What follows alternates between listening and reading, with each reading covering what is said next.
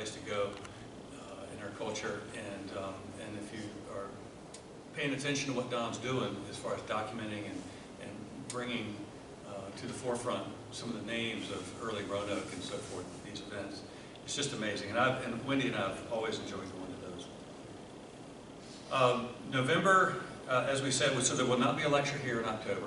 There will not be a lecture here in December. So October is History is Served, December is just holiday scramble.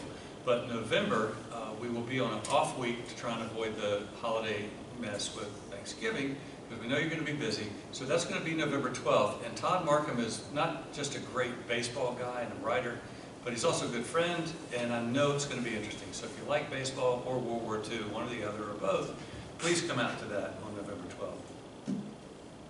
So I've gone through all of the housekeeping that I can imagine, and I just want to say I'm very excited to present tonight's speaker. Oh, remember back in the days before television, when you had to listen to the radio and conjure up pictures in your mind just based on the audio alone? Is that a good pitch? Okay. That's what it's going to be like tonight. Unfortunately for Ken, he's just bereft when he called me an hour before I headed over here, and said that he's had a huge technical issue, that everything collided at once. So his PowerPoint, which has some really gorgeous pictures in it, is not here tonight. But he is, along with his talking points. And I told Doug, who's got some books for sale over here, we might be handing out books just to look at the pictures as Ken's going through. Think that would work? But never mind. Let me pass the sample around. Pictures of everything Ken's got is in these books. That would be a huge distraction at the moment, but thank you. We are excited. I know Ken's not feeling so excited right now, but God bless him. I've known Ken since I first reached out to him during my term as president of the Historical Society here. I had some stuff going on that required some of his vast institutional and regional knowledge about not just some of the operations of the local entities, but also some of the personalities involved. So Ken is a guy who just has been around this stuff long enough to know not just where all the bodies are buried, but also what's going on up to the minute right now. And he can tell you pretty much everything you need to know. So it wasn't long after that he was hired on as the editor of the NWHS's quarterly publication, the Arrow, as I mentioned. And since I keep a membership in that organization and can often be found over in the archives, Ken and I became fast friends. He gave me a formal bio, and I'm going to honor him by reading from that. But really, the truth be known, he really didn't, talked to me the other night, he really did not seem like he needed a whole lot of build-up. He just said, whatever is fine, but yeah, he did write this, and it's a lot of really good stuff. He's a Roanoke native who grew up in Salem. His father, Elbert, spent 34 years as an N&W Radford Division conductor. Ken's first exposure to the N&W was a steam locomotive cab ride at just over 15 months of age on the Catawba branch over in Salem. Now, a cab ride at this age was most unusual, and particularly since Ken was handed up into the cab of N&W number 475, a 50-year-old locomotive, for a short little ride. And the unique part is that the 475 is still around today and alive and steaming at the Strasburg Railroad up in Pennsylvania. Ken has an associate's degree in commercial art from Virginia Western and spent a long career in the television industry, graphic design, and photography before taking on the publishing role for the NWHS. He also serves as ex officio general manager of that society and its archives. He is a 48-year member of the Roanoke chapter of the National Railway Historical Society, where he was very involved in many steam excursions throughout the 80s and 90s. He's also the author of railroad books, starting with Norfolk and Western Class J, the finest steam passenger locomotive, published in 2000. He's also written articles for Trains and Railfan magazine, and co-authored the book 3 Times a Lady about the N&W 611 with Tim Hensley, and another work they did about the Cass Scenic Railroad's 50th anniversary. Ken tells me he's been preserving railroad history and artifacts since he was 10, saving material from trash and many other places. And I can relate to that. My wife calls me an organized hoarder, That basically means I'm a pack rat with tubs. And his efforts to preserve various full-time N&W equipment are also well known. He's also a leader in saving and restoring the former Virginian passenger railway station in Roanoke. And that goes really unmentioned in a lot of parts, but everyone should know Ken's vital role in that. Everyone rightly and appropriately credits Allison Blanton for some incredible preservation work and grant writing and forethought in that. But Ken was right behind her every step of the way, along with Jeff Sanders and a couple others who are critical to that. So if you look at the Virginia station today and in all of its glory, you can thank Ken as one of those who helped bring that back. So he is typically accompanied by his wife, Beth, who helps wherever she can, but right now she's recovering from recent surgery, and we're extremely lucky that Ken was able to break away and be with us here tonight. It's my pleasure to bring him here tonight as he tells us about the Norfolk and Western during its twilight years of its fabled steam locomotives. Please help me welcome Mr. Ken Miller.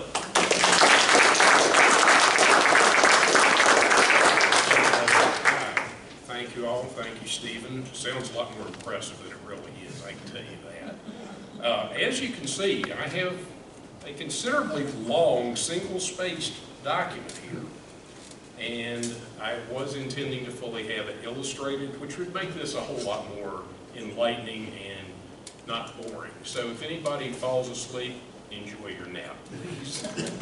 I will tell, I'm a storyteller too, so I'm going to tell you a little story about George Kegley, since Stephen had brought him up. And I knew George for many years.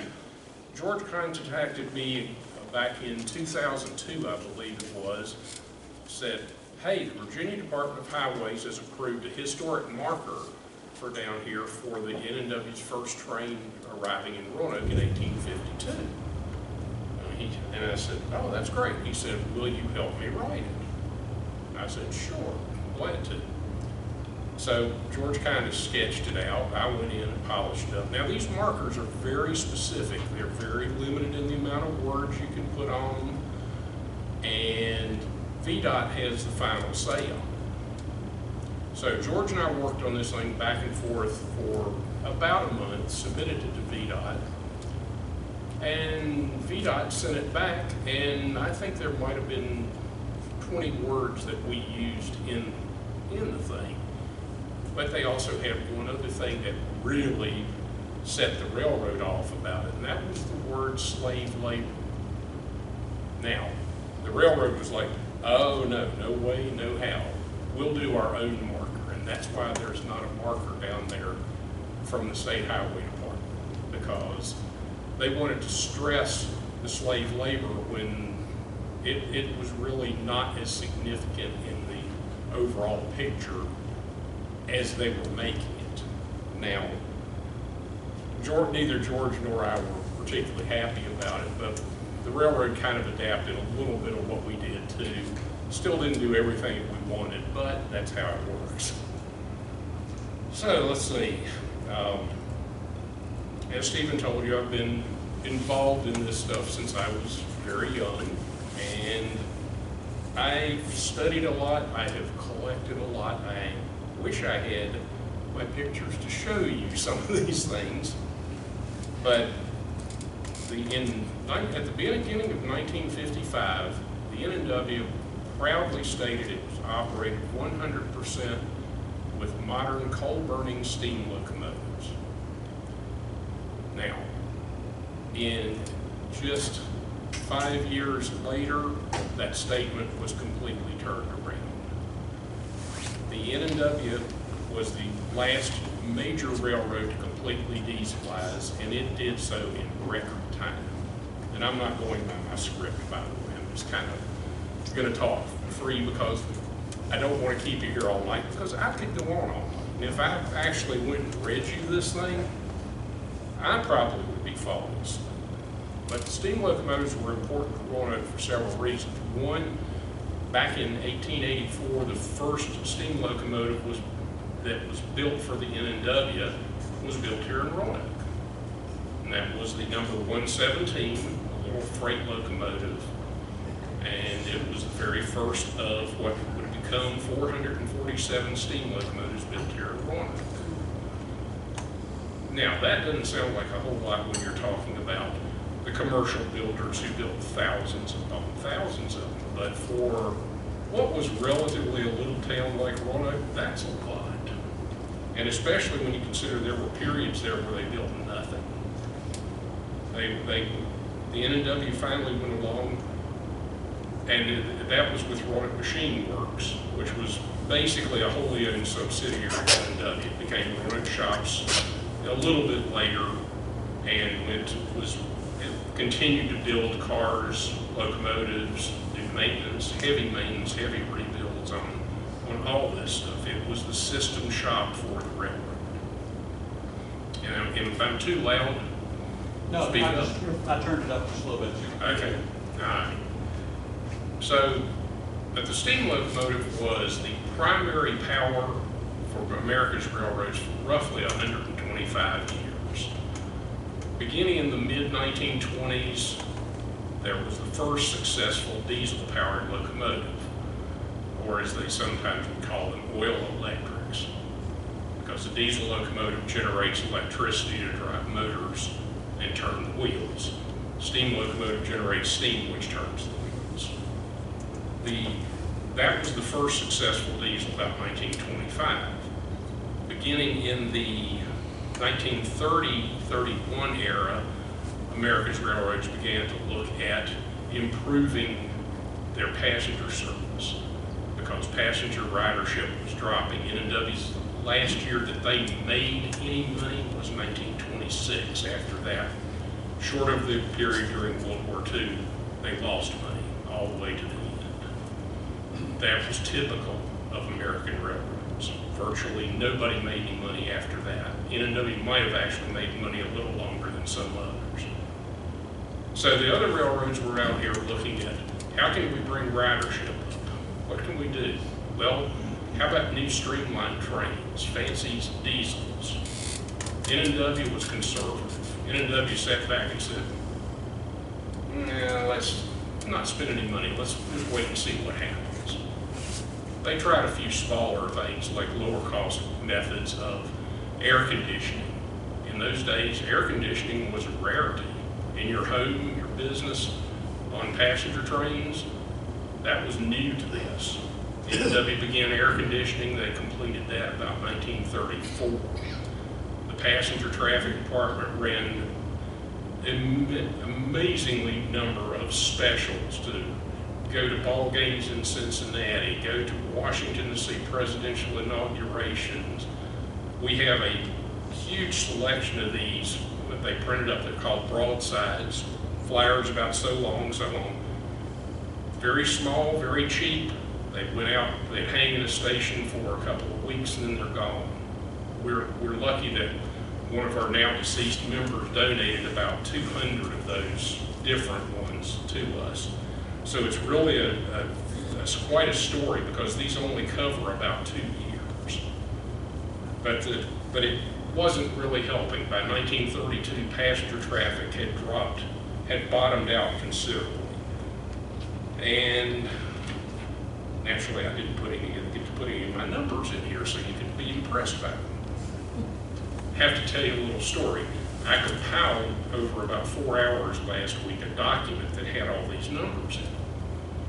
Then the computer said, I can't save this. Saved as a temporary file. When I called it back up, saved it as a name, saved the other document as a different name, it saved the same file over top of my other one. I was not a happy camper.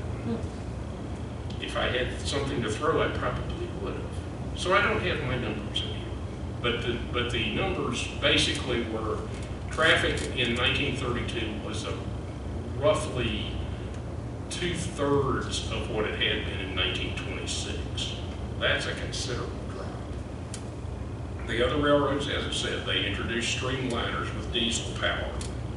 And some roads even experimented with rubber-tired vehicles on rails. Now, the N&W did look at that. The N&W was going, well, just wait and see what happens.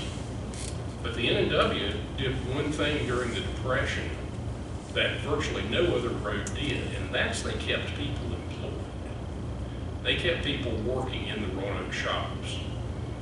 That was almost unheard of in industry in general, but the railroads in particular. The N&W said, you know, we know this is going to end sooner or later. If we lose these skilled people now, we won't be able to get them back easily. So they built locomotives they had no specific use for. They built cars they had no specific use for. They may have reduced the hours of the workers, but they kept people working. Therefore, Roanoke itself did not get as hurt in the Depression as it could have. So, but N&W didn't spend money on frivolous things like as yet unproven streamliners or diesel locomotives. They continued to develop their own steam locomotives. In 1926, they were strongly considering going, why are we buying locomotives from somebody else? We should be able to design them ourselves. So they started into that. Their initial designs, they had been building it, as I said, since 1884, but they started building more and more. Then in early 1927, after receiving a last locomotive from the Richmond Locomotive Works, they said, you know what, from here on out, we're going to build everything ourselves. And they did. They started with that. They began strongly in the Depression building the Class Y, a 2882 locomotive. That's essentially 2 lead wheels, 8 drivers, another 8 drivers, and 2 trailing. Those were developments based on earlier designs from the teams, but the N&W continued to build that and improve on that. They also began to work on a fast freight locomotive, a 2664 Class A, that was first introduced in May 1936. And the Class A was remarkable. It was virtually a success from the beginning. Had some tuning to do, but most of it was a success. And it was used for fast freight, but it was originally planned to use it for heavy passenger trains over the Bristol line, the line from Roanoke to Bristol. Because the southern trains, which used that line and changed N&W power at Bristol and at Monroe, Virginia,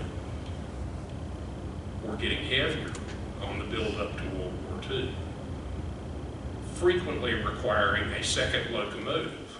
Now, what that second locomotive required was yet another crew. Guess what? That meant more money, not to mention using the second locomotive. So the N&W thought about it and said, well, maybe we can use these for the Bristol line trains. And they did. They were very successful.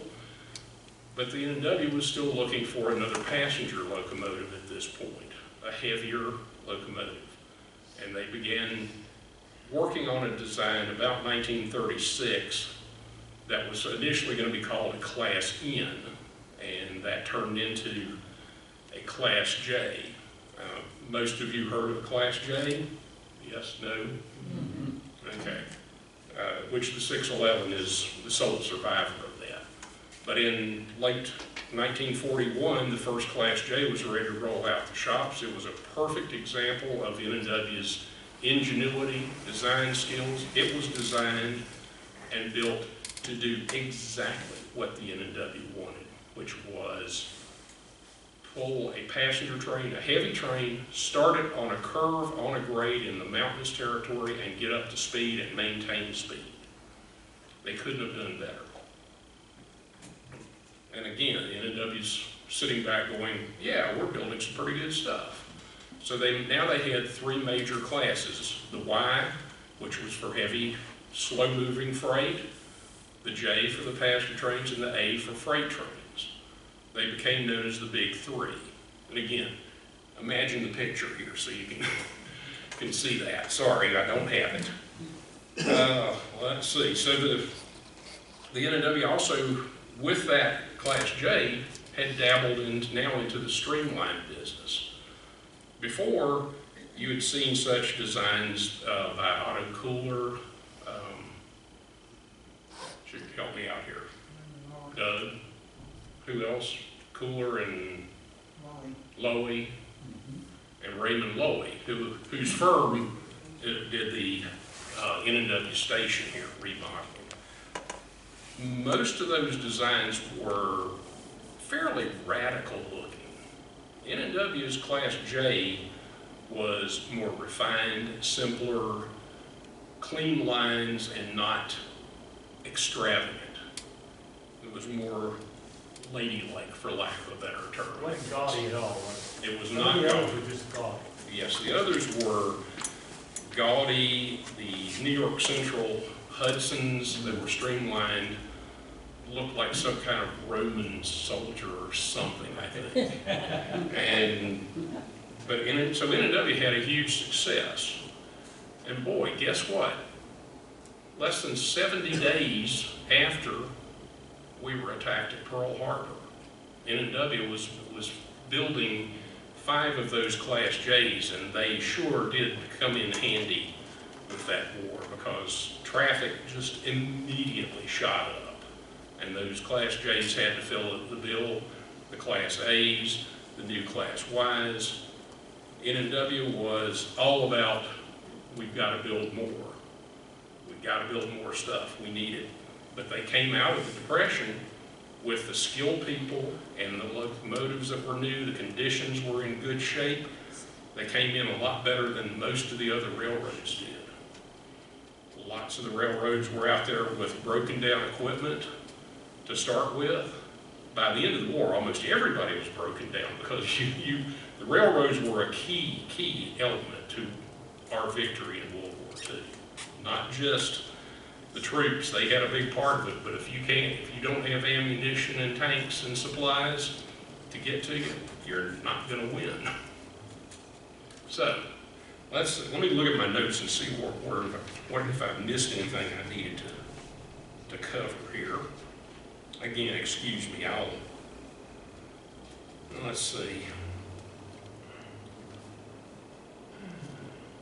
Well, I thought this was kind of interesting. In 1920, railroad employment had peaked at 2,076,000 employees. A decade later, that number had dropped to 1,517,000. That's a lot of people gone in just 10 years, and that's not even with the Depression. And with the Depression, the next 3 years later, it fell to 991,000. That's a lot of people lost, a lot of skilled labor. By 1945, it climbed back nearly to that 1930 number. But that's still a lot less people for maintaining and doing all this. Steam locomotives are dirty and require many employees to care for them. That accounts for some of the employment figures. The diesel locomotives' growth and steam locomotives' decline from 1930 to 1955 go truly hand in hand. In 1930, the first year the federal statistics were compiled with a breakdown of locomotive construction by type. It was 728 locomotives, 56 diesels, and 21 electric locomotives. Steam was over 90% of that total. A decade later, steam only accounted for 27% of that total, but yet it was still 100% on the N&W. By 1949, the last year commercial builders sold steam locomotives to American railroads, it was just under 2%. Now, this is all leading up to what you see why we were where we were in 1955. As of January 1st, 1950, the only people building steam power was right here in Norfolk. They built 12 locomotives that year, 18 in 1951, 19 in 1952, and 15 in 1953, ending on December 12, 1953, with the last steam locomotive ever built for U.S. service, right here in Roanoke. What was the number on them? What was the number? The number was 244, a little switcher locomotive. And N&W also was going through some major improvements as the 50s began, improving the grade and trackage over Elkhorn Mountain, just west of Bluefield. This is a territory where the electric locomotives came. but they had been put in 1914, and an additional group about 7 years later. But they were getting old, they were starting to wear, and N&W said, well, we're going to have to do something about this. Do we want to buy more electrics? No. Let's build more steam locomotives. So when that project was completed in June 1950, this was the only place that electric locomotives were replaced by steam power. Everywhere else it had been diesels. Just bear with me. So the last steam locomotive was a switcher in December 1953. But N&W had been involved in a project for several years before that, constructing a steam turbine electric along the Baldwin, Lima, Hamilton, and Westinghouse. This locomotive was finally delivered in May 1954. It was a monster. With its tender, it came to 162 feet 5 inches long. Now, for anybody who wants to be picky, I've eliminated fractions here. So, and yes, I do know them, but I'm not going to bother with that tiny detail. The largest steam locomotive the N&W had was the Class A, and that was 121 feet 9 inches long. The John Henry, as it was dubbed, the 2300, was weighed in at just over 1 million pounds. That's a monster. But the N&W was looking at trying to get these as the next generation of steam power. Now, when it was delivered for the first 6 months, the results seemed very promising. But it's a losing battle because the other railroads were rapidly dieselizing. Let's see, I had to go back. I have to go to my notes here. So the first railroad widely credited as dieselizing was the Gulf Mobile in Ohio by the end of 1949. It was so significant that Life magazine covered it in a December 5th, 1949 story. However, publicity aside, 2 other roads preceded the GM&O. New York Susquehanna and Western, 120 miles long, replaced 29 steam locomotives with 16 diesels in June 1945. And the 579-mile Ontario and Western was the first road to dieselize by the summer of '48 completely. The O&W, though, was in an unfortunate situation. They had entered bankruptcy in the mid-30s, and it was hoped that the diesels would help the road reach insolvency. Unfortunately, it did not. The road was shut down in full bankruptcy 9 years later, and the assets were all sold off. But now, all this is going on, and N&W is still over here building steam locomotives. A little closer to home, the 6,331-mile Southern Railway had dieselized by mid-1953. And that's an even dozen years after it got its first diesels. Interestingly enough, the Southern passenger trains that were running over the N&W between Bristol and Monroe remained steam-powered. N&W didn't want those diesels here. But the first diesels there are two sets of diesels that appeared in Roanoke before N&W did. One was some on the Seaboard Airline were brought through on the rear of a freight in 1939 for delivery. And then during a coal strike in 1950, the Southern diesels ran through here, and it was enough to make the newspapers, believe me. Well, let's see. Again, I'm trying to keep it short, so. But the N&W, being mindful of all this, steadfastly remained in steam, and they hadn't even experimented with diesel power at this point, as in 1950.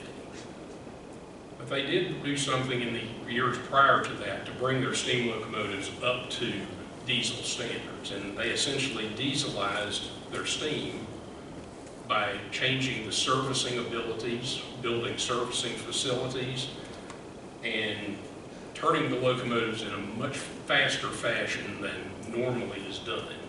Normally a steam locomotive has to have its ash pan dumped, its fire fixed, it gets watered, it gets cold, it gets sand, it gets washed, it gets lubrication done. N&W consolidated most of that into well-designed servicing facilities, turning what could be as much as an 8-hour turn time on a locomotive arriving down to as little as about 45 minutes. That's efficiency, and that's what they were looking at.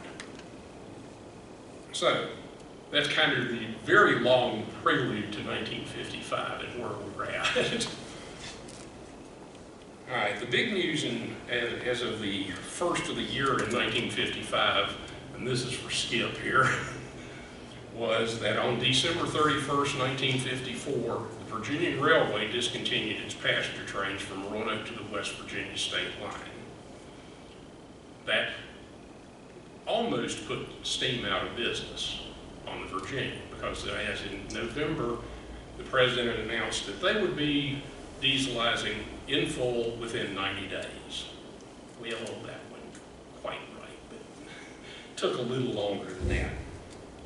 So the passenger trains with the West Virginia Public Service Authority did not allow the discontinuance of trains in West Virginia. So the Virginian ran trains from the West Virginia state line to a little town called Page up until July of that year, and before they finally allowed them to discontinue. Virginia never dieselized its passenger trains. Passenger trains, not a special. But the Virginia trains still ran from Norfolk to Roanoke and back. They were powered by steam. They were also in 1920s equipment with no air conditioning. And the State Corporation Commission said, you know, we don't think you're trying hard enough to get passengers. You need to get some air conditioning. Virginians like, dude, what? Why would we do that? So they did the next best thing. They leased a car or two from N&W. That N&W had plenty of surplus. And they sent them on their way. And finally, they were allowed to discontinue the trains at the end of January 1956. Okay, let's see. So back to the N&W. Traffic had been down somewhat in 1954, but began to pick up at the end of the year. N&W always watched this closely. Everybody's coal traffic was down, but that was just for the first 9 months of the year, and things began to improve. Now, behind the scenes, N&W Motor Power's work on the latest and greatest John Henry, number 2300, was steaming along and being run its tests, tested over the system. It was generally only tested between Roanoke and Columbus, and I'm not trying to remember whether they tested it all the way to Cincinnati, but I kind of doubt it. They did not test at eastern Roanoke, interestingly enough, because this is where the service was intended to be. So, at one point you all have heard of Winston Link. N&W's all steam. Link was in Stanton or Waynesboro, Virginia. I don't remember exactly which. Somebody Waynesboro.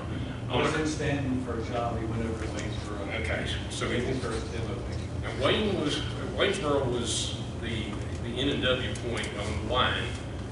Link, I would say, was somewhat of a rail fan, knew that the N&W was running steam. It's hard not to know it, because when you started looking through the publications, you see constantly, so-and-so dieselizes, new diesels ordered for so-and-so, more diesels coming, so on and so on. So Link knew what was going on, so he made a trip over to Waynesboro, and I believe it was January 21st, 1955, he took his first N&W photo and decided to proceed with recording things. Now, at the same time, unknown to anybody, back on December 3rd of 1954, a careful study by General Superintendent of Transportation, K.V. Conrad, on the N&W, wrote to Harry White, who was Vice President General Manager, and said, We've made a rather careful study of the Durham line situation, and it appears to us there's an opportunity to make very substantial savings by providing diesel units for use on the Durham line and for yard switching in Durham and Lynchburg. Talk about a bolt out of the blue. This was not public, and most of this, quite frankly, still is not public because it's only exists in correspondence files. The NW was not making statements about this. They said they could provide diesel units accounting for 8 units and would take care of all the present freight train operation between Lynchburg and Durham and in switching at those points. Presently, they had 12 steam locomotives assigned to the operation and protection on the Durham line and for the freight trains and yard switching. Durham line is rather hilly. Freight trains often require a helper locomotive to get over part of the line. So again, there's yet another locomotive, yet another crew, more costs. Economy, save the money. Where's the money going here? Unfortunately, the files are not as complete as I would like them to be, but on January 15th, 1955, H.C. Wyatt emailed. I know where my brain is anyway. C.E. Pond, who was General Superintendent of Motive Power, and put in an application for authority to spend $169,000 each for 8 diesel units for the Durham line and 6 steam turbine electric locomotives estimated at $815,000 each. Excuse me.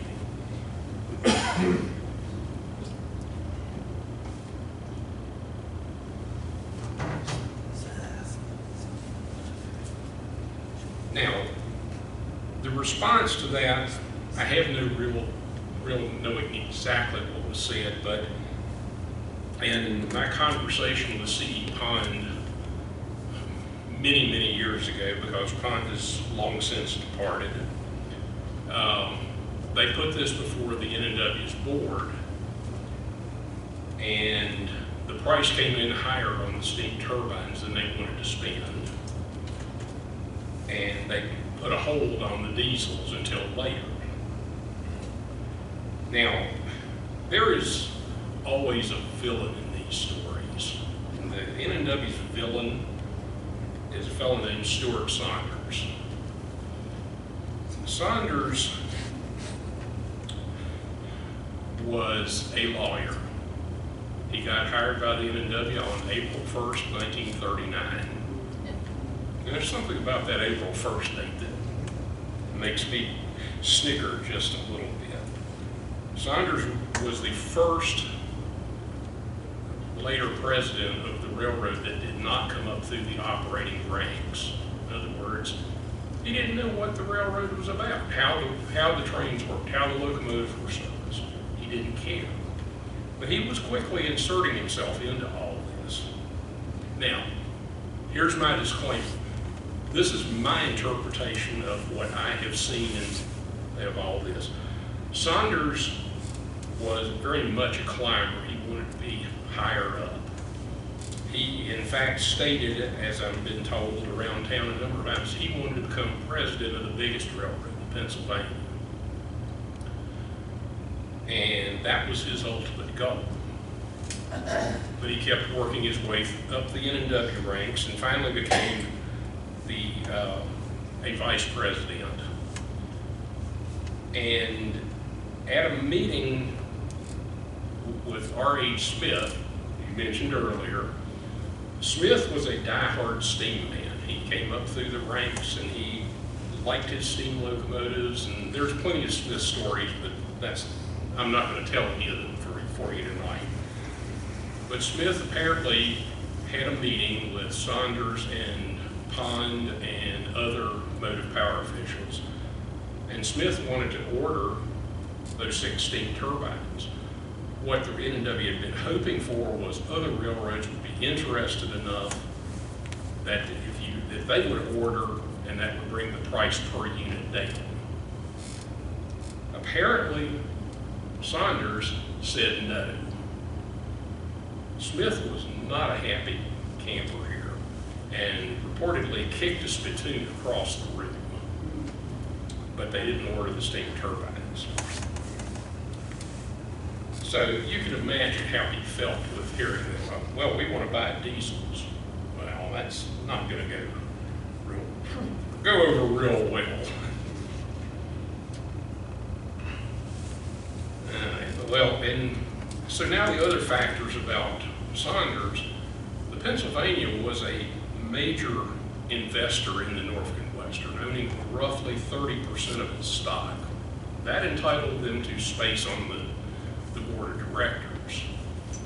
Now, the Pensy guys on the board of directors obviously wanted to see more return on their investment, and they wanted to say, you know, you guys need to do the same things we're doing. We're dieselizing quickly. It would make us more money ultimately.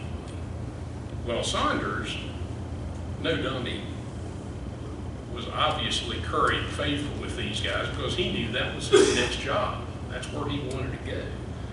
So, guess what he wanted to do? I'm all for diesels. Let's go.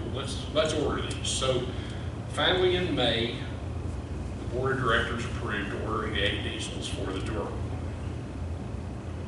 They had a meeting with the 2 major builders.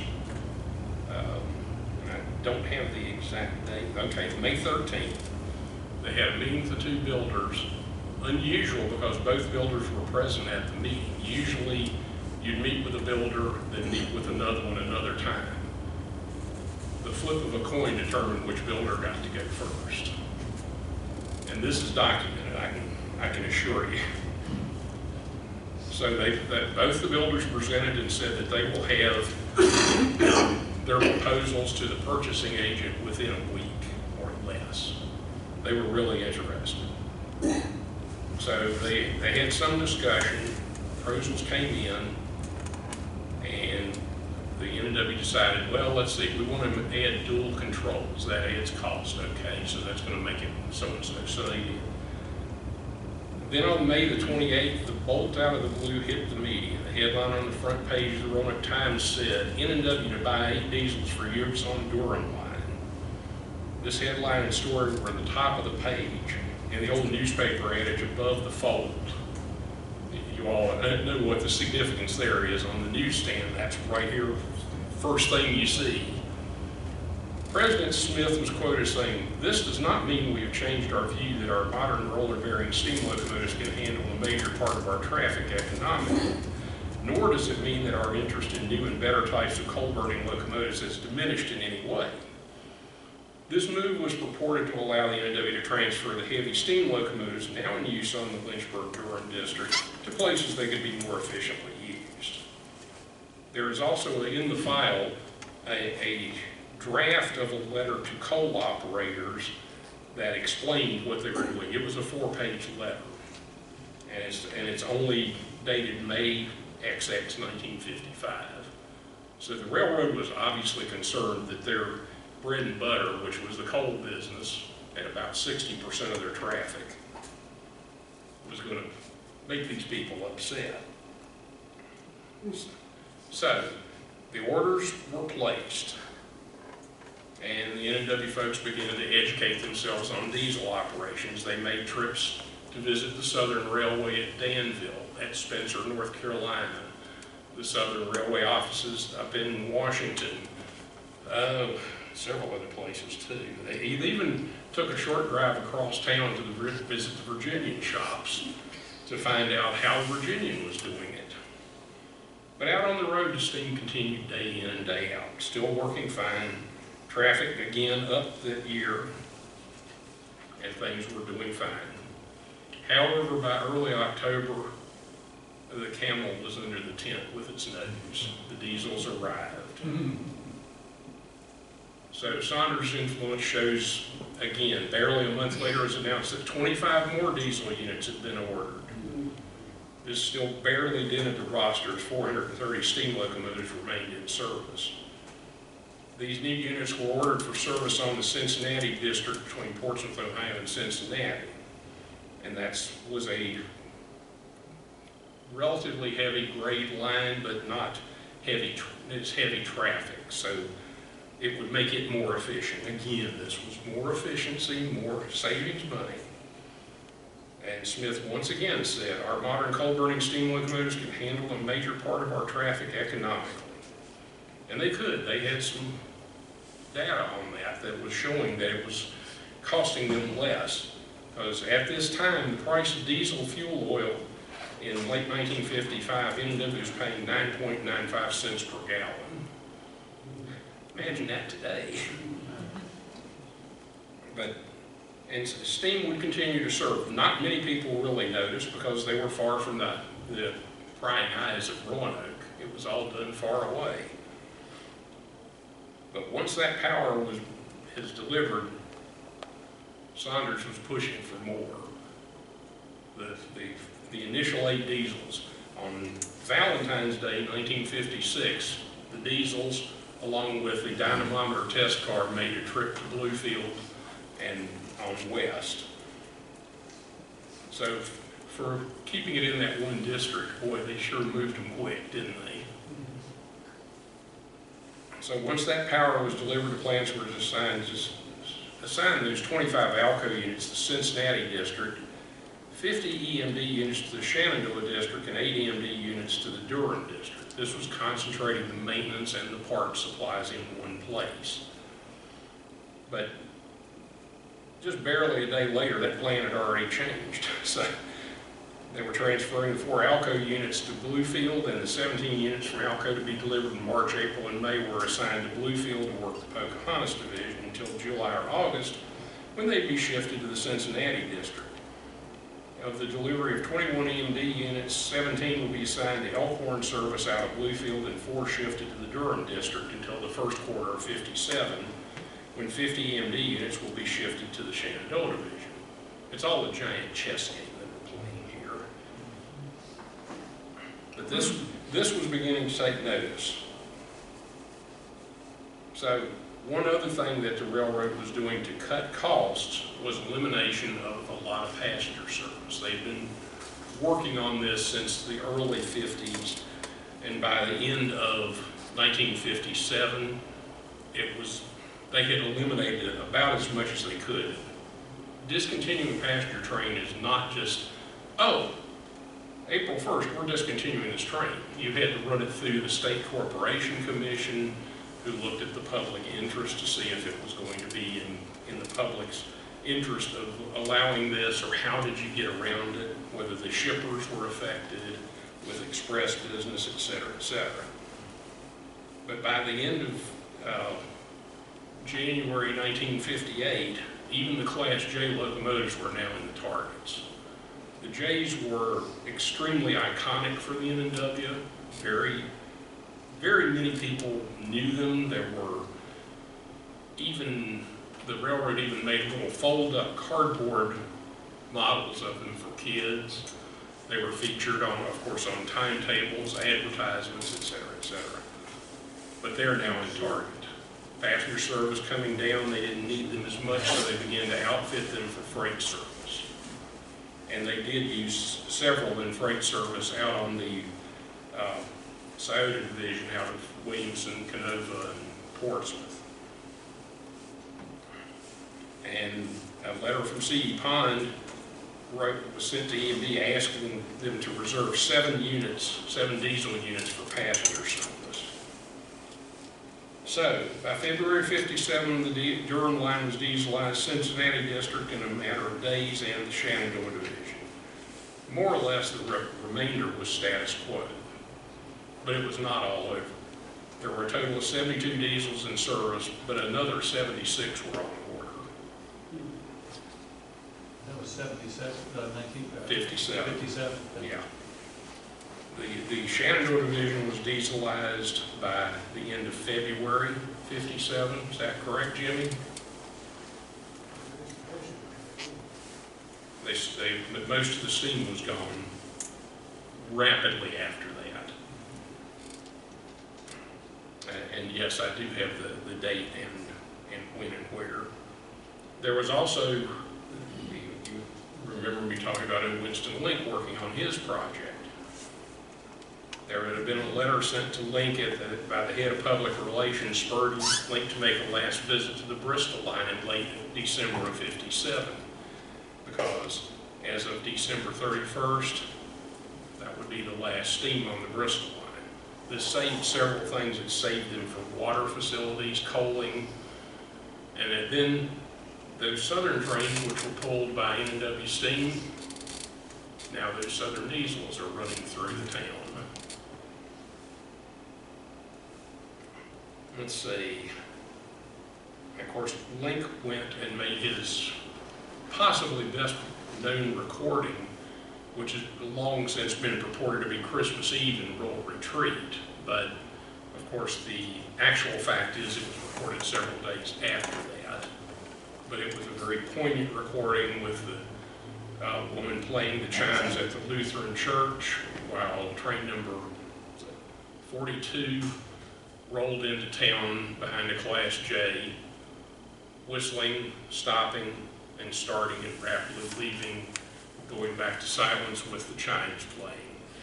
Tremendous recording. The Christmas Eve recording didn't work as well, I'm told.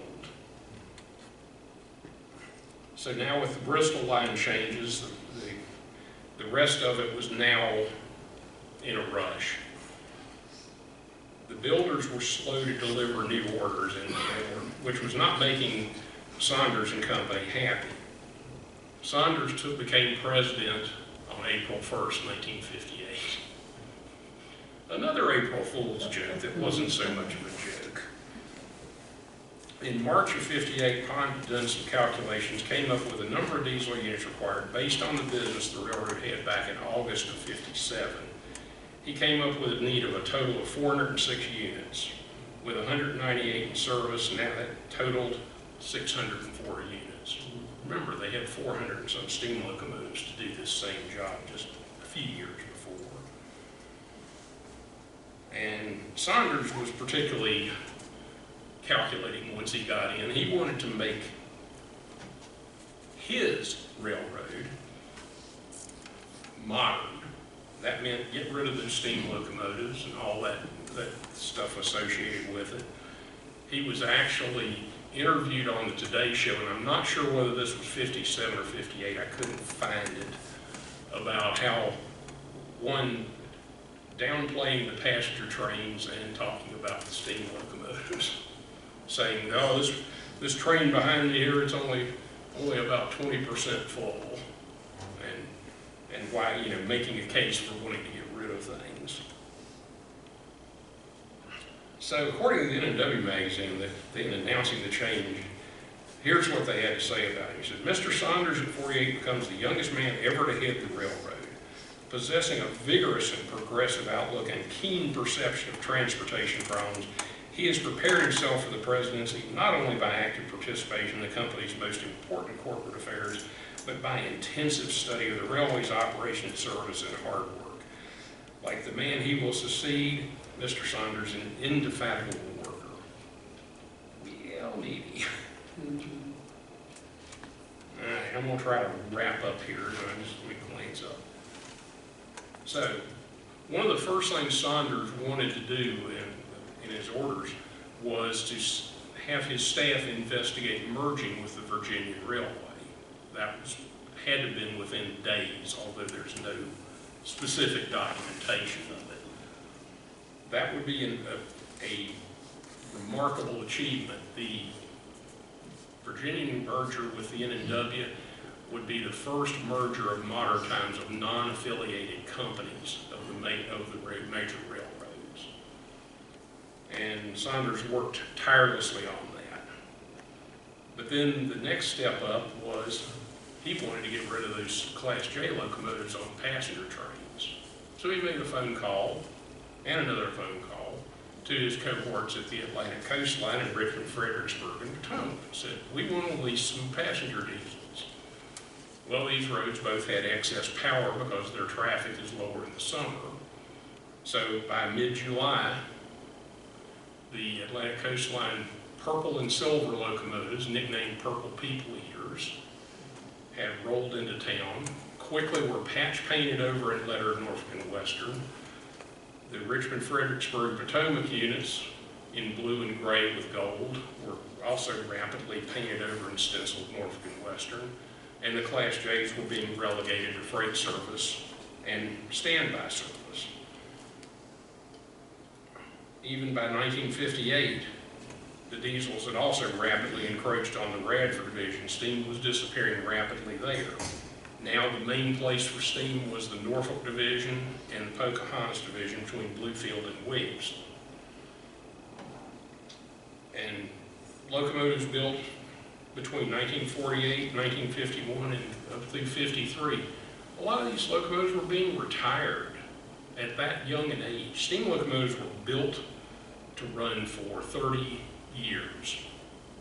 Obviously maintenance was a concern, but a 5-year-old locomotive being retired, it hasn't even gone through a major shopping yet. Now, all this was seen by all the rail fans out there, and the N&W was the place to go, and rail fans from all over the country, and probably some even the world, came to visit the famed Blue Ridge Grade east of Roanoke and see steam power in its element for at the last times. Now even that was going away, not quite as quickly, but steam locomotives, the serviceable ones, were all now being congregated between Roanoke and Crewe in Norfolk and Bluefield and Williamson. But by May 1959, the last steam rolled over Blue Ridge. Well, not quite, the last regular steam. And like the dinosaurs, they were being driven back to haunts far away from the town. But the Virginian merger was actually coming along, and it was approved, I believe, in early October of 1959. That was a great victory for Saunders. In fact, one of the trade publications called him a genius. So steam was now on life support. Saunders was riding high, so he was off moving into his next one. He wanted to get another merger in under his belt, and that was with the nickel plate and the Wabash. But he also wanted to finish getting rid of steam.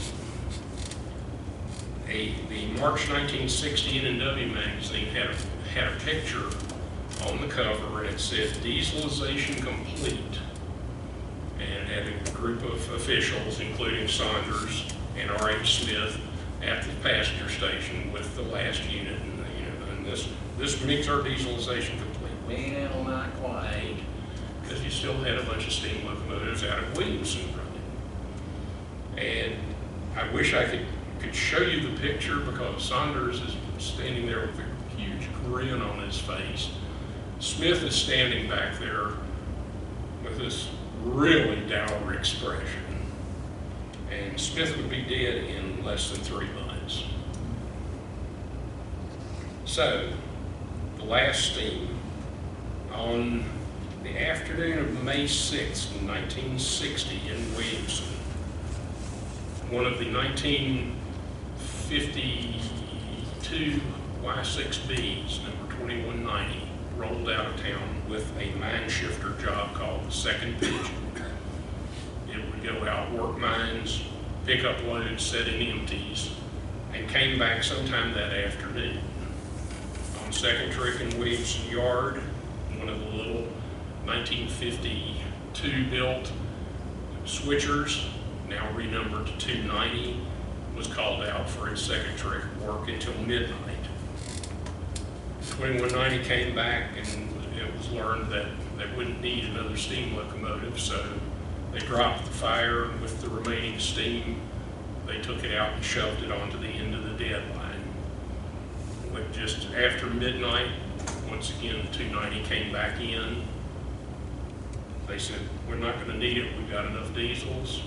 Dropped the fire, and they shoved it on the end of the deadline. And in the early hours of May 7th, 1960, N&W steam was extinguished.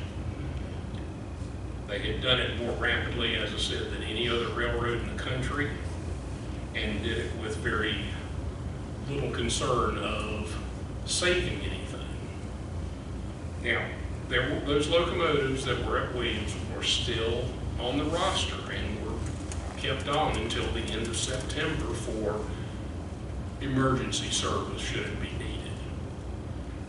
And by early October, the order was given, okay, you can scrap those, scrap the tools and machines and all the spare parts.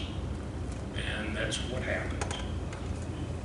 Now, for Stuart Saunders, he was, again, in his glory, but the, quote, merger genius, he left the N&W for his dream job, that president of Pennsylvania Railroad. As I said, Saunders is the villain here, and there's a lot to be said for that. But he led the Pennsylvania and the New York Central into a merger in February 1968. Somehow the magic was gone with his touch, because in summer of 1970, not even 2.5 years later, the Penn Central declared bankruptcy, the largest corporate bankruptcy in the history of America at that point. I don't know if Enron actually passed it a few years later, but so unfortunately, it didn't help the railroad industry at all. Saunders, I'm sure, ended up with his golden parachute and lived out the rest of his life as a consultant for various stock firms and banking firms, and died a number of years ago and is now buried in Bedford. Now, that's the end of my story. I'll take any questions, and I hope I didn't bore you to tears. Skip? Recently, I was observing a rendition of the Penn Central failure, and included in that was Stuart Saunders' obituary. Mm-hmm. And at the end of it, it said, in lieu of flowers, send contributions to Roanoke College, Salem, Virginia. Right. That was in Wall Street. Now, why is he connected to Roanoke College? He went to Roanoke College, and why he was buried in Bedford, I'm not absolutely certain, other than he spent some of his teen years there. But again, he went to Roanoke College, and one of the people who eventually followed him was John Fishwick, who also attended Roanoke College. I should know this, but I think I know the answer. Did any of the John Henry prototypes or anything survive, or was all that scrapped? The John Henry, again in Saunders' plan, was immediately retired as of December 31st, 1957. And it was stored at Roanoke shops with hope of selling off some of the parts. It stayed there almost a year before they could get no interest in parts and was scrapped. We built 447 steam trains in Roanoke. How many diesel? We never built a diesel. What became of the production facilities that did build the steam? They are still, for the most part, intact there. The machines, of course, have long since changed. They're still doing diesel repair work there. Of course, as you know, the shops closed, gosh, I guess it was a decade ago at least. There are now two different operations inside the shops. One is Genesis Rail, and the other is Kidd Machine Works. And Kidd is rebuilding diesel locomotives for service. Genesis, we're not exactly sure what they're doing. They seem to be doing a lot of truck repairs. Yes, sir. How'd this all go down among the labor, along the lines, and it happened so quickly. I mean, there had to have been thousands of voided contracts. Excellent question. And I did actually have that covered in here a little bit. One of the things you do with mergers and changing over is you eliminate jobs.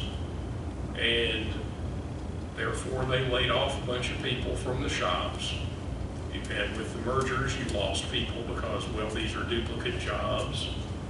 Now, the unions were careful. They had protections built in, but ultimately employment did continue to drop after that. And Roanoke got doubly hit in the late 50s with the conversion to steam, from steam to diesel, because of the layoffs in the shops.